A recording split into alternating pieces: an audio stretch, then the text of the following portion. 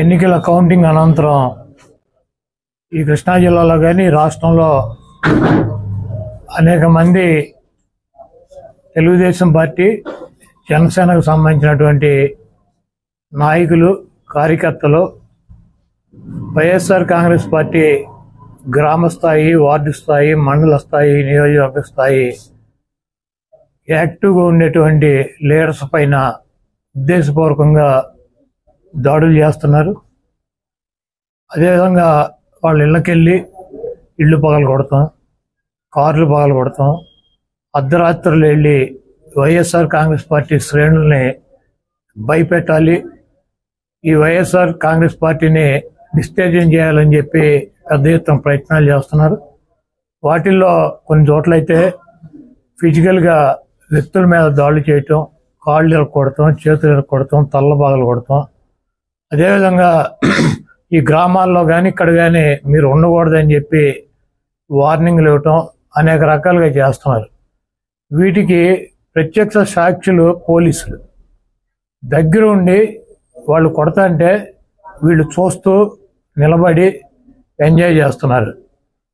ఈరోజు మా దగ్గర పోలీసులు ప్రేక్షక పాత్ర వహించేటువంటి సన్నివేశాలు, తెలుగుదేశం పార్టీ అల్లరిమోకల్లో మా వాళ్ళ మీద దాడి చేస్తున్నటువంటి సన్నివేశాలు సీసీ ఫుటేజీలతో సహా, ఫోటోలతో సహా మా దగ్గర ఉన్నాయి. మేము ఎస్పీ గారికి కానీ లేదా లోకల్గా ఉన్నటువంటి పోలీస్ స్టేషన్లో కానీ కంప్లైంట్ ఇచ్చినా, ఒకవేళ మాకు ముందు సమాచారం ఉండి ఇలా గొడవ జరిగేటువంటి పరిస్థితి ఉందని చెప్పినా కూడా వాళ్ళు వచ్చి ప్రేక్షక పాత్ర వహించడం, అదేవిధంగా ఎటువంటి కేసులు కూడా కట్టినటువంటి పరిస్థితి లేదు. కాబట్టి మేము జిల్లా పార్టీ తరఫున మా దగ్గర ఉన్నటువంటి వీడియోగ్రాఫులతో, ఫోటోగ్రాఫులతో హైకోర్టుకు వెళ్ళి ప్రైవేట్ కేసులు వేయాలని చెప్పి నిర్ణయించుకున్నాం. తప్పకుండా దాడులు చేసినటువంటి వాళ్లే కాదు, దాడులు చేస్తుంటే చూస్తున్నటువంటి పోలీసు వ్యవస్థ మీద కూడా కేసులు వేయటానికి సిద్ధంగా ఉన్నాం. అదేవిధంగా వైఎస్ఆర్ కాంగ్రెస్ పార్టీ నాయకులకు కానీ, అదేవిధంగా కార్యకర్తలకు కానీ ఎటువంటి భయం, ఆందోళన చెందాల్సినటువంటి అవసరం లేదు. రేపు 2 రోజుల్లో జిల్లాలో ఉన్నటువంటి ముఖ్య నాయకులందరం కలిసి ప్రతి నియోజకవర్గానికి వెళ్ళి దాడులు చేసినటువంటి వాళ్ళ ఇళ్ళకెళ్ళి ధైర్యం చెప్పేటువంటి కార్యక్రమం చేస్తాం.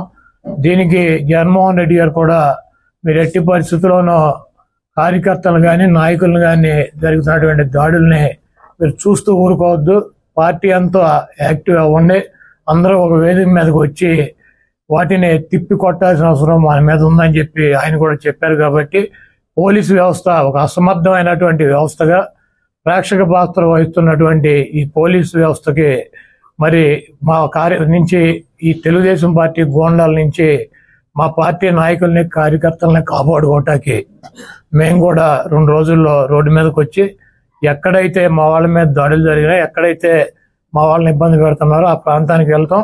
ఆ కాన్స్టిట్యున్సీకి కానీ, ఆ జిల్లాకు కానీ సంబంధించినటువంటి నాయకులందరూ కూడా పాల్గొంటారు. ఆ నియోజకవర్గంలో ఉన్నటువంటి లీడర్స్ కానీ, కార్యకర్తలు కూడా పాల్గొంటారు. తప్పకుండా లా అండ్ ఆర్డర్ ఇష్యూస్ కనుక వస్తే దానికి పోలీస్ వ్యవస్థే బాధ్యత వహించాలి.